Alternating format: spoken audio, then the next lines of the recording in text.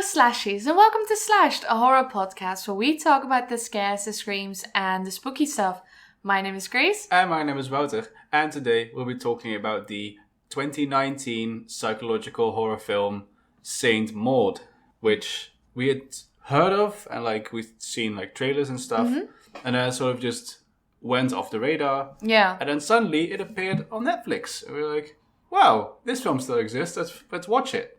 Yeah, Saint Maud had a bit of an unfortunate premiere with COVID coming in, and then it was distributed a bit weird. Right. Well, but we got to watch it now, and I'm very glad we did. So I'm very happy to tell you about it now. So why don't you, grace us and our lovely audience with another lovely synopsis. Thank you. So Saint Maud is a 2019 horror film written and directed by Rose Glass. The story follows the relationship of hospice nurse Maud, portrayed by Morvith Clark, and her patient, former dancer Amanda Cole, portrayed by Jennifer Ely.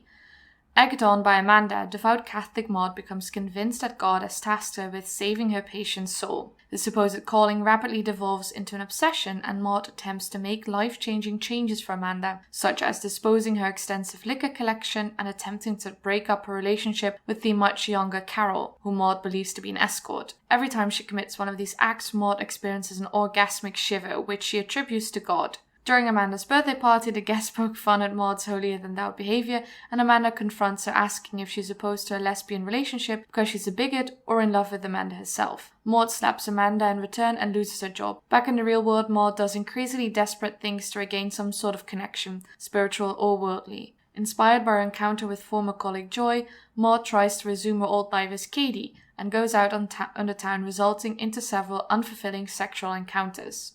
It is revealed that back when she went by Katie, Maud failed to save one of her patients with CPR, and as a result isolated herself and turned to God. Maud collapses into a fever dream and experiences several miraculous visions, including the voice of God speaking to her in Welsh. After this, she is determined to fulfill her calling. Maud returns to Amanda and confronts her. Amanda poignantly calls her the loneliest girl in the world, and Maud fatally wounds her, believing she's an avatar of Satan. The next morning, Maud believes she has been granted wings, and she lights herself on fire on the beach to complete the journey into martyrdom. Yeah, thanks very much. You're welcome. Ooh. This film was a surprise. Mm-hmm. Because you so much. You only have so much to go by, right? You have the trailer and a few promo shots, and that's it. And I had a feeling this was going to be highbrow horror films like this. I thought this was going to be a very sort of slow burn, long drawn out, 2.5 hour Hereditary, whatever. Yeah. Dark bump in the night film, and it's under 1.5 hours long. Yeah, it's really short. Yeah, but it does so much. It wastes zero time, and still it manages to surprise you at every turn. It's so. I wouldn't say it's fun because it's a really intense watch, but it's such a good viewing experience. It's a really tightly written film, and I was so glad for it because I feel like my summary is still pretty short, but I'd say literally everything is in it. Yeah. This is the whole film. Literally, this is the whole film. Yeah. Whereas with a lot of other films, of course you make a summary, so you choose to omit certain things that don't really matter. And it actually went so fast as well, and it just wastes no time. I love that when we meet Maud, she's already on this path. She's already, has one foot over the edge, Yeah. And I think this could have so easily been a 2.5 hour long film, or even a freaking series where we very slowly watch Maud kind of devolve into madness, and where we dive more into her and Amanda's relationship and get to see a little bit more of Amanda really egging Maud on. Yeah, get to see more explicitly what happened with her previous patients. Exactly. Maybe even diving more into Maud's sexuality. But honestly, while I'm saying it, I would be interested in seeing all those things, but also it isn't necessary because it wouldn't change anything about the story just as it is. I didn't feel like I needed to learn more about Maud to understand this. No, it felt very well rounded. I felt like I knew everything I needed to know. Definitely. And also what I really liked about this film, and that's something we said as well when we were watching it is for as much strange things that happen in it, it is a very realistic film or a very grounded film. Yeah, At least all the other characters are, except for Maud, which is nice because that makes Maud seem more unhinged. Yeah, for sure. Yeah. Like, for instance, she tries to break up Amanda and Carol. Yeah. And so she tells Carol, like, you don't care about Amanda, and, you know, she is dying, so she only needs to be surrounded with people that actually do care about her. So don't come here again, end your relationship with her. Yeah, you're only distracting her from her faith.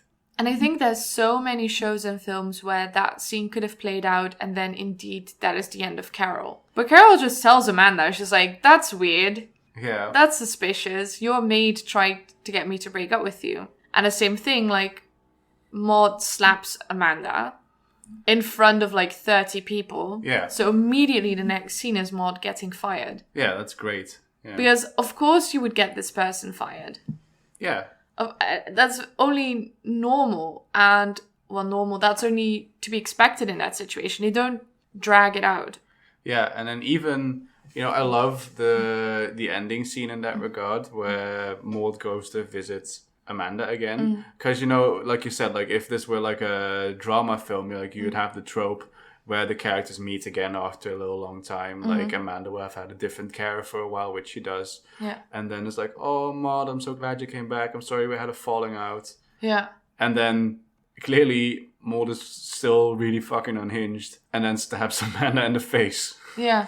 And, you know, this, even then, like, even when it does the expected trope of bringing them back together, it still flips it back on the quote-unquote realistic side where, no, this is not what would happen. What would happen is that Maud would probably flip out even more and hurt Amanda. Yeah. I think it was really well done and fast-paced, and lots of visual storytelling in there. Lots of visual storytelling. It was just really great. And also, I won't get too much into this because, you know, this episode isn't about that. But right before this, we watched Midnight Mass. And Midnight Mass is, of course, has some similarities with Maud, just in the fact that they're both, like, about religion in, like, really, really explicit way. Yeah.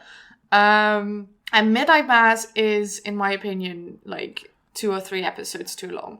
And it's quite a short series. So it was really a breath of fresh air to watch something that was, like, this clean. Definitely, yeah.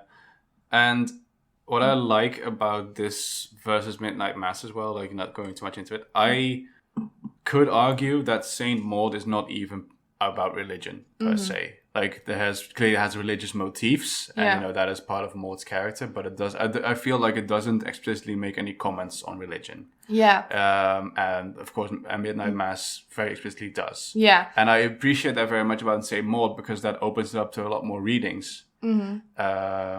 Instead of just slapping the religious motif on there and then forcing you to engage with a religious film, which for example, non-religious people is an extra hurdle to overcome. Like, okay, first I have to place myself in this perspective that I normally don't have, instead of, you know, because otherwise you just force people who are religious to sort of reflect on their own religion. But if you're not religious yourself, then you have to make that extra step of... Yeah, and I have this quite... Sorry, did I interrupt you? No, continue. I have this quite a bit with American films, whereas I think in the Netherlands, very broadly speaking, not speaking from someone who was raised religious, I think generally Dutch culture is quite secular. Yes, definitely.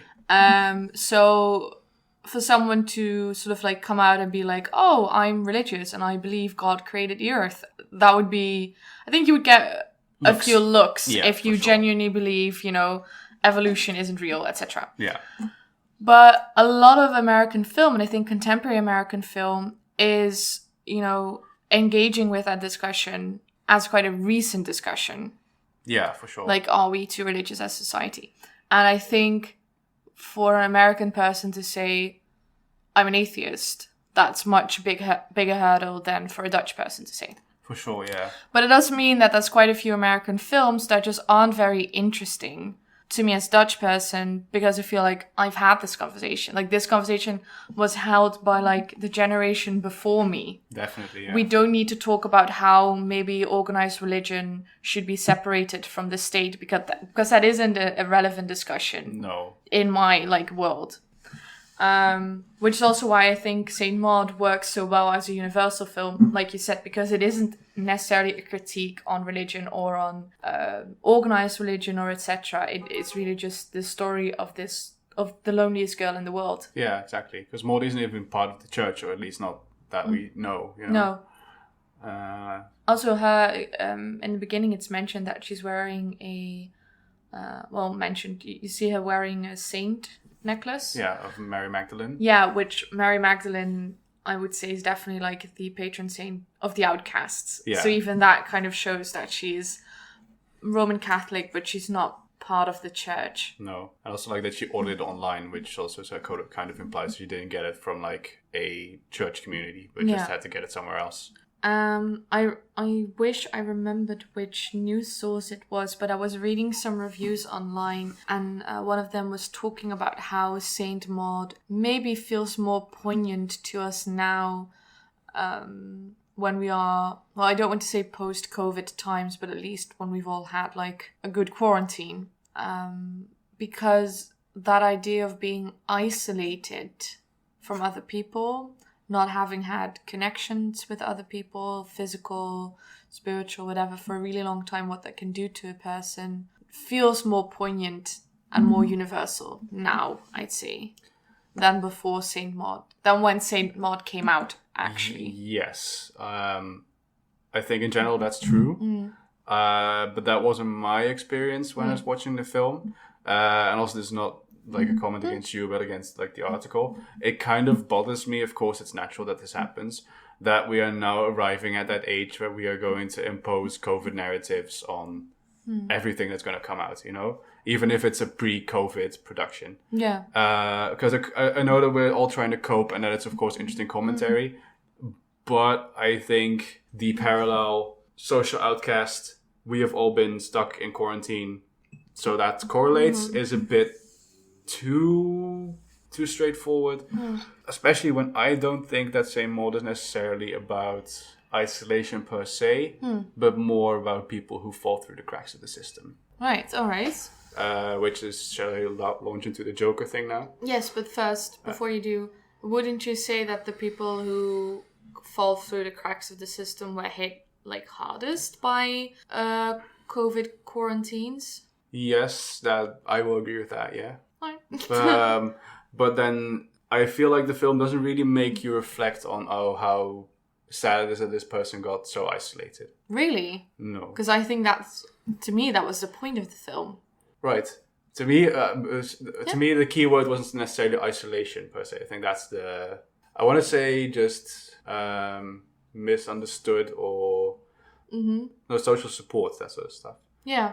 Like when she had her traumatic event of losing a patient, nobody was really, the system wasn't there to sort of back her up and sort of make sure that she was guided properly in that process.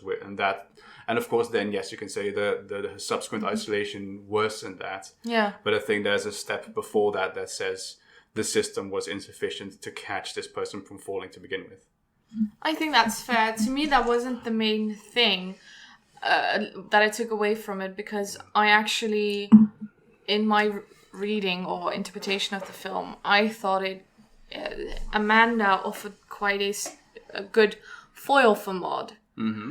And Amanda, for all intents and purposes, is someone who kind of lost her identity as a dancer, as a very social person, and became someone who, needed a lot of care and who was going towards the end of her life. And I think in any other film, this would have sort of been the lonely, bitter old lady at the top of the hill in the scary horror house, right? Yeah. But I think Saint Maud made a lot of effort to show that Amanda was far from lonely or isolated. Yeah. She always had friends over. She had a romantic relationship. When she had her birthday party, there were loads of people, and I think it showed that even though Amanda was going through a really difficult and hard time in her life that might make someone isolate themselves, she didn't. Yeah. And she kept those relationships close to her heart. And that is also why, even though of course she was sad about everything that was going on and it was a struggle for her, we do see her laughing quite a bit. Yeah, for sure. There's still a lot for her to enjoy in these last days. And I also think that is why Amanda kind of took offense to Maud's behavior. Because Maud, of course, treated her as this lost cause. This sad old little lady that didn't have anyone. Yeah. When Amanda's I'm not lost at all. I know who I am. I have my community. It's patronizing.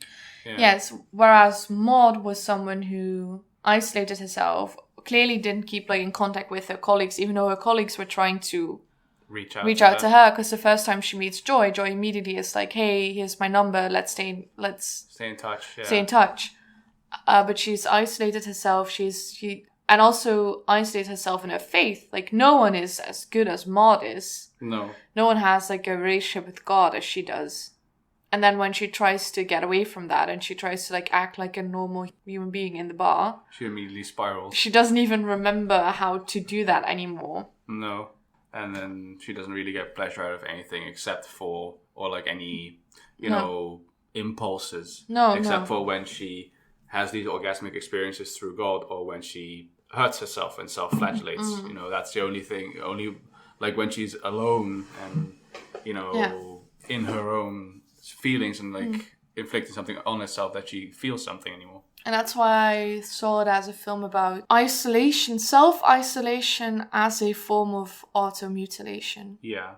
So that was my reading of it. But you said you felt it was more about how the system failed this person. Yeah, how the system fails people and people fall through the cracks, and how we deal with clearly mentally unstable people. Yeah. And that is why I think this is the film the Joker should have been.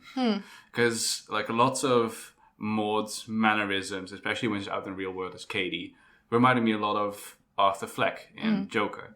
Really trying to mimic quote-unquote normal people behavior, trying to just trying to act normal, trying to get enjoyment out of people that neurotypical people enjoy, and failing and then getting frustrated over that, and then being in pain because of that, and then when she tries to fit in, only being found more weird and more off-putting than when she doesn't, or when she just doesn't go out at all. Yeah.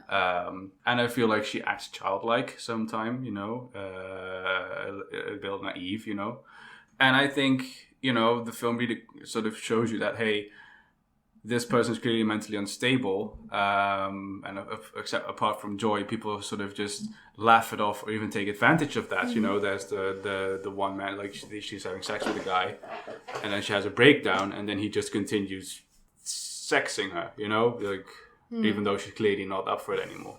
So, and in that sense, I think the film is commenting more of, hey, we shouldn't just see these people as just weird and off-putting, but clearly there should be some system in place that identifies and catches these people.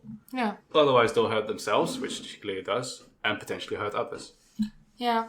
I do feel that if that is a film you make, and that is also my problem with Joker, I feel like there should be a clear alternative within the film. Yeah. And I think in the film, there is people reaching out to Maud. Yeah. And it does show when she was Katie, she had her friends and stuff. Yeah. So I think this film poses a sort of inevitability. Maud has been set on this path, and there's no other ending to this story than her, hurting herself fatally. Yeah. I didn't see in that any opportunity for her to sort of be intercepted by a system and then taken care of and being helped anymore. No, because at that point she was too far gone. That's the thing, which I also appreciate about the film. You can kind of tell at the beginning that she's already But I feel like if you make a story about how this system should be more adapt to catching people and helping them, then no one is too far gone for that. No, that's fair. Well, you can still have people who are too far gone, but at least you can sort of well, taken away from society is a bit bad, but at least try to protect them from themselves, you know.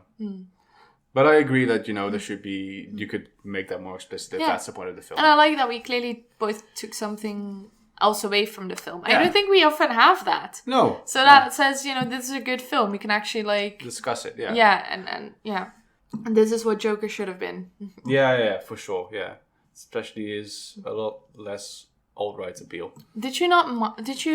Weren't you bothered by the fact that it didn't make a really ham-fisted tie-in with existing and beloved characters? Would have loved it if Thomas Wayne was at Amanda's party. Yeah, would have been so much better if, Joy showed up and she'd been Wonder Woman. Yeah, Wonder Woman, yeah. Oh no, her former friend is Selena Kyle. Yeah. Meow. Shut up, Lufa. Oh, there's a fly in the ceiling, right? Yeah. Alternatively, isn't it sad that not every character she encountered gave a long, winding monologue about something random, vaguely related to that character? Yeah, about faith or death. Or Samwise. Yeah. That broke me. That freaking broke me. Yeah. We are going to do an episode about Midnight Mass. Yeah, I guess we are, yeah. One of the things that I thought was really interesting about the film and honestly kind of an underused angle in faith-based stories, which is the physicality of faith. Mm-hmm. So Maud experiences these moments that she describes as a shiver or a pulse, which are, of course, very already sexually charged words to use. Mm-hmm.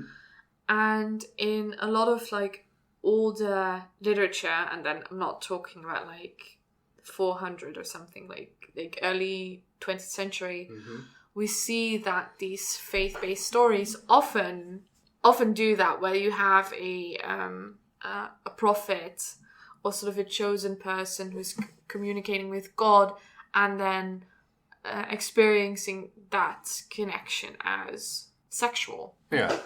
Or at least physical in such a way that it resembles sexual. I thought it was really interesting that it went that way. It was super fucking awkward as well. Yeah. Because she has a few moments where she does something and then she's very clearly orgasming. Yeah. Orgasming. And the first time it happens, you're alright, I guess. But I think it works really well because it's so freaking weird and uncomfortable. For sure, yeah. And disturbed, and very clearly she has made some connections inside of her traumatized brain. Yeah. That are not good. And there's this scene where she is describing this relationship, this feeling of God being around her to Amanda. And then she actually starts experiencing it and she starts coming. And then Amanda just fakes it. She's oh yes, I'm feeling it too. Yeah, but she's clearly sort of laughing at her. Yeah, and it's so sad as well because Maud clearly thinks that she's sharing in this very personal experience with Amanda, but Amanda's just you weirdo. Yeah, and that is the thing. It is a personal thing, It's something that's completely in any way you put this, you cannot share this with other people, There is no way you can sort of break bread together, drink wine together, that sort of thing. Having an orgasm is not a thing you can share with the other person, It's unless you are engaging in sexual intercourse with that person. An orgasm is a really intimate thing you do by yourself, so it's super fucking weird if you do it in front of other people. Well, at least it's super freaking weird to do it in front of your boss. Yeah, but she has one in the kitchen as well when Carol walks in. Yeah. She doesn't try to hide it very well. No, it's so weird. Yeah. And this is why everyone thinks she's an incredibly uncomfortable person and don't want to be around her anymore. Yeah, for sure. Yeah, and then of course you can't get that sort of feeling from any other regular things alcohol or sex. Yeah, Which is why she starts flagellating herself in different ways. What I also liked about the bar scene where she's trying to pick up people is clearly the actress is very beautiful woman, and she's dressed in, well, I don't want to say provocative way, but she's definitely dressed in a way that's saying hey, I am, out on the town and approach me, I guess. Yeah. That's all I'm gonna say. Approach me. And because she's being so intense about it and very clearly like, I'm just trying to look for someone to have sex with. I mean, she is successful in the end, but clearly not very. No. Like, people just pick up on that and are like, okay, this is kind of weird. It is purely, like, for both parts involved, clearly purely for the sex. Yeah. Like, not for the whatever connection is there, or, like, the experience of meeting another person or whatever. It's clearly just for the act of sex. Yeah. Because that is also, I think, what all that she can remember from her previous life. Like, I don't know what it's supposed to feel like, but I know that I used to have sex and drink alcohol, you know? Yeah. On the most basic level. Mm-hmm. And there's also this thing, like, when you've gone through a traumatic event, that you just sort of revert back to a sort of prior state of yourself. And maybe that's also what's going on, you know? She's just trying to grasp back at whatever she can remember from her previous life, but, you know, she just can't get a grip on it anymore. Also, at some point, someone puts a fry in their eye. Yeah, they do, yeah. Yeah, she had a chippy, and then somebody puts a chip in his tear ducts.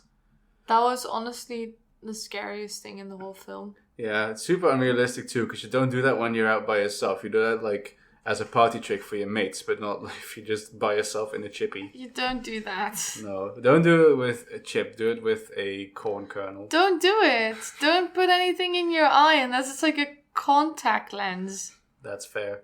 It's very weird. No.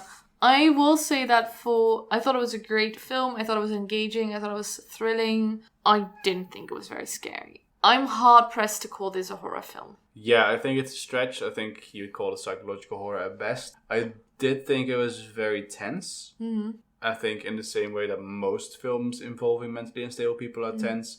Because of the unpredictability factor, you know? You know that more is going to pop off at some point. Yeah, you know this is going to go wrong from, like, second one. Yeah.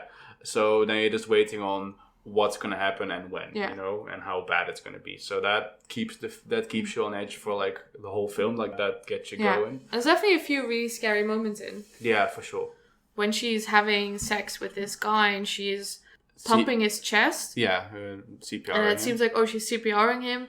And then she imagines that while she's doing that, his chest caves in. Yeah. Implying that is what happened to her previous patient. Yeah. And of course he's fine, but like I thought that was really creepy. Yeah, definitely, yeah. But I guess because you know where this is going, and also because this is such a personal story to a mod, I wasn't like scared in the sense. Like, I think a good horror film scares you because it appeals to certain personal fears you have. Yeah. And I guess sort of this idea of like, this could happen to me. Mm-hmm. Or I can see myself in this situation. And I think this was still so far removed from me that I didn't have that. Definitely, yeah. And also because this, like, technically Maud is the antagonist in this story, you know? And so that already takes an extra step to sort of step into her shoes, you know? There's not really a good side to what she did, you know? You know what the film reminds me of now I'm thinking of it? Carrie. Oh, yeah, for sure. Yeah, with it ending with her dousing herself, you know? It was being... Well, Carrie doesn't douse herself. No, she's... Yeah. But that sort of... She has this same sort of bewildered, unhinged look. Yeah. That I think Sissy Spacek did so well. Definitely. Yeah. Because that is the only Carrie, of course. Yeah. There's no other Carrie. There's no other Carrie. There's no other Carrie. There's no Carrie in Passing Sea. I've not seen Carrie. I've seen snippets. Oh my god. I haven't seen a lot of the classics. I got into horror fairly late, so... Thought you were a Stephen King fan. Not necessarily. Not saying I'm not a Stephen King fan, but I haven't watched all of his films because I like Stephen King. You look like you could play in a Stephen King film. You look like you could be a Stephen King self-insert. Yeah, I could be either like Billy or Jack Torrance. Yeah. Yeah. Yeah, I think you look like you are exactly at that like intersection of James McAvoy and eyebrows. Jack Nicholson. Oh, Jack Nicholson. Jack Daniels. Also features heavily in The Shining, I'm sure. Yeah. So there you go. Yes. Yeah. Do with that what you like. I will. Yeah. I will. I won't say you have Shelley Duvall vibes because that's a bit rude. Oh, sorry. Is she cancelled? No, right? No, but she wasn't well. No. I also don't think I have her vibe. No, that's not on her though. That's on Stanley Kubrick. You're also a writer, so... Yeah. On a good day. You could be like, oh, they don't appreciate horror stories anymore. They don't. Because my books sell, and that's why they hate me. Let's see. I think we talked about everything then. Yeah.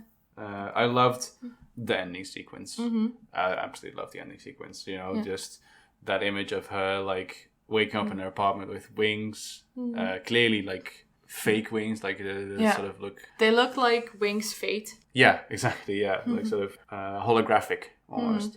And then she walks onto the beach, and then she does herself in acetone. Which I thought was a neat little twist because you can actually see that she gathered all the materials for the murder. Like it was like premeditated. She got the scissors and the acetone, and I figured, that the acetone is to clean off the blood. Yeah. But no, she does herself an acetone and then she self-immolates. And the moment she does, it's really great because there's all these people who say, "Oh my God, somebody stop her!" and they're like running towards to stop her. And then as soon as she lights her lighter, all the people in her vision, all the people stop and kneel because she sort of turns into this angel, and then seems to sort of ascend. And then she has this really blissful look on her face. And then the very final like frame is this split second of her like actually burn up and screaming in agony, and then it just bam, Saint Maud title card, end of film. Yeah, it's fucking amazing. It's so good. Like that is the real sort of thing for me in this film, like that sort of grip back to reality. Like this is the reality behind whatever was happening behind Katie's mind. Yeah, and that is really tragic. Yeah, there's so many really good moments in this film. So I think bottom line is we really loved it. Yeah, I really loved it. I think it's just a really neat, nice little film. Reminds me of a lot of really good other horror films I've seen. It reminds me of what is it called? Pretty Little Thing That Lives in a House. Mm-hmm. Which of course also about a hospice nurse. Yeah. Reminds me of The Witch. The Witch with talking to the devil. Talking to the devil, and also the sort of orgasmic nature of faith, you know? Yeah. Really like that the devil is Welsh. Yeah, great. Yeah. Oh, well, God, sorry. She thinks she's talking to God. Yeah. Also really like that God doesn't tell her anything. Like I looked up what God was saying to her in that moment, and God only really says is, your journey is almost complete, you only need to take the final step. He doesn't tell her, go kill Amanda, go light yourself on fire on the beach. She makes those connections herself because, you know, it's all in her mind. Yeah. She's filling in the blanks. So I thought that was a really neat touch. There's nothing in the delusion that tells her what she should be doing. But yeah, it really reminds me of those films. Mm-hmm. There's also, of course, a little bit of Exorcist in there with her sort of contorting and floating. Yeah. And vomiting and that sort of stuff. Yeah. And yet it feels original. I don't necessarily feel like, I've seen this film, because there's so many things it reminds me of. No, for sure. No, but that does mean it can hold its own within these classics, you know. And I think this sits at a really nice spot where I don't think there's going to be a classic per se, but definitely, you know, a gem for people to discover. Like, holy shit, this film is really, really good, you know. Like you could even like recommend this to people who are like sort of more crime thingies, you know, just a little thriller. Because it's not incredibly gory or something. No, not at all. Of course, it has its moments, but it's not overtly gory or something. No, not overtly bloody or whatever. No, I think the goriest moment is when she puts on the slippers. Oh yeah. Yeah. And she picks at her own skin. Oh yeah, that was hard to watch. Yeah, I didn't like that very much. Yeah. The squeaky shoes were definitely horrible. Yeah, flesh squishing, the caption said. Yeah. I was just like, she's wearing SpongeBob's boots. She's wearing SpongeBob's boots. That's all I had to just think, because that freaked me out. Yeah. Never mind, I will retract my statement. This is definitely horror. Yeah, for sure. But that's what's so good about it. It's not like over the top. It's very, you know, it's the things that you don't see as an outsider. You know, there's so many things happening under the surface. Yeah, exactly. Because imagine, she is walking around with nails in her shoes for 2 days. And no one fucking knows. No. And that's the insidious part of this, you know. There's so much happening under the surface. So many crazy thoughts and like self-neglect and self-hurt. And nobody notices. And that's the real insidious part of this. How would they know? How would they know?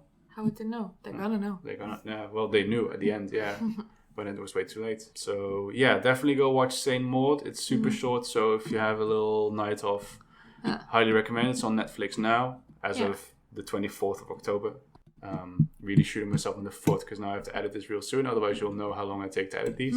But with that said, thanks for listening. Tune in for the next one. Follow us on social media. Yes. Comment what we should review and what you thought of Saint Maud. I've been Grace. I've been Wouter. And you've been blessed.